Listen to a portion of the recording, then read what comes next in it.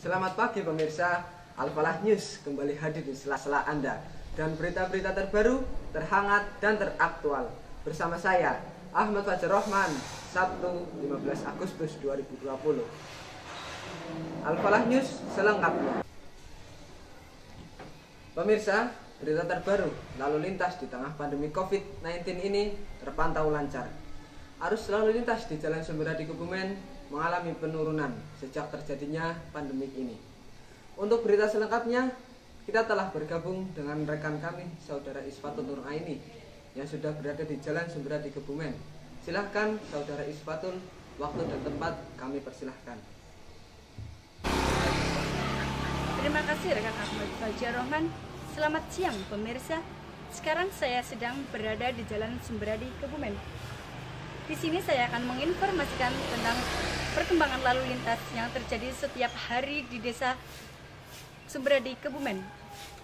Menurut Bapak Ahmad, sebelum terjadinya pandemi COVID-19, Jalan Sumberadi ini sangatlah ramai dilalui pengendara beroda 4 maupun pengendara beroda 2. Namun, setelah adanya pandemi COVID-19, jaranglah sekali yang melalui jalan tersebut karena adanya COVID-19.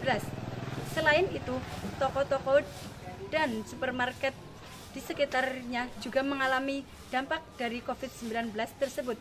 Seperti yang saya sudah riset dalam waktu 1 jam ke belakang, saya mengamati sangatlah jarang pembeli yang datang ke toko untuk berbelanja karena adanya COVID-19. Dan itu sangat menjadi masalah masyarakat dalam perekonomian. Terima kasih.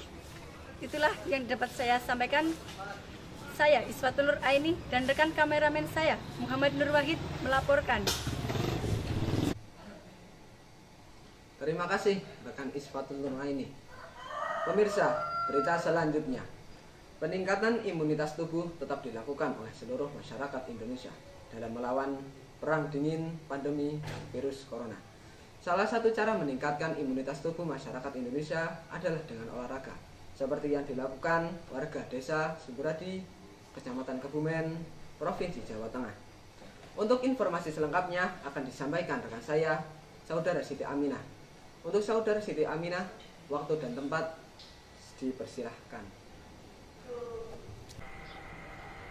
Baik, terima kasih rekan Ahmad Fajar Rahman. Selamat siang pemirsa. Sekarang saya berada di lapangan Sumberadi Kebumen. Saya akan menyampaikan informasi yang didapatkan dari wawancara masyarakat sekitar.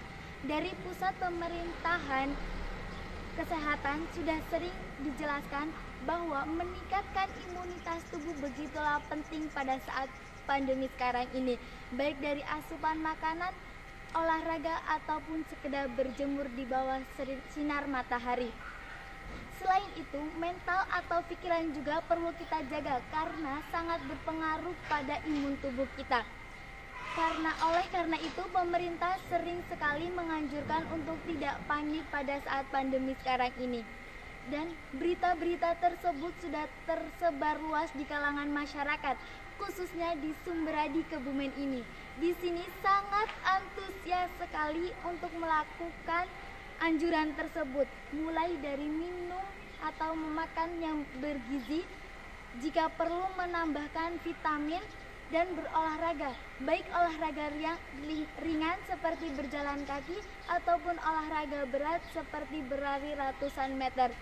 Dan di sini didominasi dengan olahraga bersepeda karena menurut mereka olahraga ini sangat tepat karena mudah dan tidak menguras tenaga, tidak perlu biaya, serta dapat memfokuskan pikiran. Dan mereka juga beranggapan dapat meningkatkan imunitas tubuh. Demikian informasi yang saya sampaikan. Saya Siti Aminah dan Muhammad Nur Wahid melaporkan. Pemirsa, alih-alih panik tidak jelas, ada sejumlah antisipasi yang dapat Anda lakukan untuk menghindari penyebaran virus COVID-19. Mulai dari menyiapkan bahan-bahan makanan dan obat-obatan, hingga menerapkan gaya hidup sehat. Lalu, apa saja langkah antisipasi ini? Berikut informasi selengkapnya yang akan disampaikan oleh rekan saya, Saudari Husnul Anisa. Saudari Husnul Anisa, dipersilakan. Terima kasih pada rekan Ahmad Fajar. Pemirsa, Saya akan menyampaikan informasi, tips, dan trik menanggulangi COVID-19 pada pertengahan pandemi ini. Ada 3 tahapan cara menanggulanginya. Yang pertama, gunakanlah hand sanitizer. Hand sanitizer ini bisa membersihkan tangan kita dari kuman ataupun virus.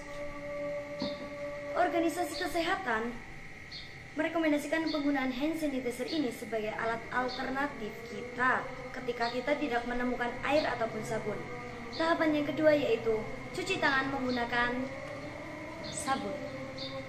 Cuci tangan menggunakan sabun sebelum berinteraksi ataupun berkontak sosial dengan orang lain. Tahapan yang ketiga yaitu gunakanlah masker ketika kita akan bepergian. Karena masker ini mencegah penularan penyakit ini akibat cairan seperti batuk, bersin, ataupun air liur, serta melindungi saluran pernafasan dari partikel-partikel kecil seperti debu.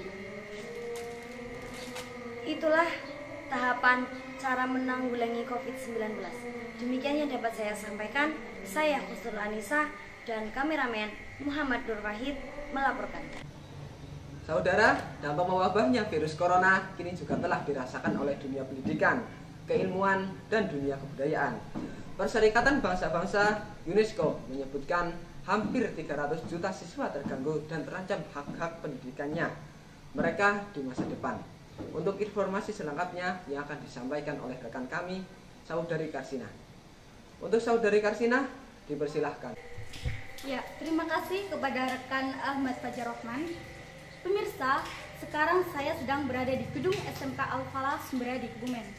Saya akan menyampaikan informasi wawancara saya dengan Bapak Anwar Hamidi selaku narasumber. Segenap langkah telah diambil, namun masih begitu banyak kekhawatiran terhadap dampak yang ditimbulkan pandemi corona terhadap dunia pendidikan.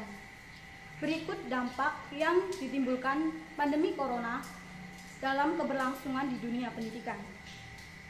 Mental siswa bisa terganggu. Pandemi corona yang belum menemukan vaksin masih menjadi kekhawatiran besar terhadap mental siswa. Tidak adanya kepastian berapa lama sekolah akan ditutup membuat motivasi siswa untuk belajar bisa menurun. Terkadang juga karena beban tugas yang diberikan selama belajar online terlalu berat, di mana pemerintah terpaksa memberlakukan sistem pembelajaran online sebagai pengganti penutupan sekolah. Tugas yang diberikan juga terkadang tidak seimbang dengan apa yang dipahami oleh para siswa. Itu membuat berpengaruh terhadap mental siswa dalam jangka panjang. Dampak yang ditimbulkan pandemi COVID-19 ini perlu menjadi perhatian bersama agar tidak mengganggu lalu lintas pendidikan di negeri kita. Demikian informasi yang dapat saya sampaikan. Saya, Karsina, dan kameramen saya Muhammad Nur Wahid melaporkan. Terima kasih rekan Saudari Karsina. Demikian Al-Falah News pada pagi hari ini. Nantikan berita-berita lainnya di Al-Falah News selanjutnya. Saya Ahmad Fajar Rohman dan segenap kru yang bertugas undur diri. Sampai jumpa.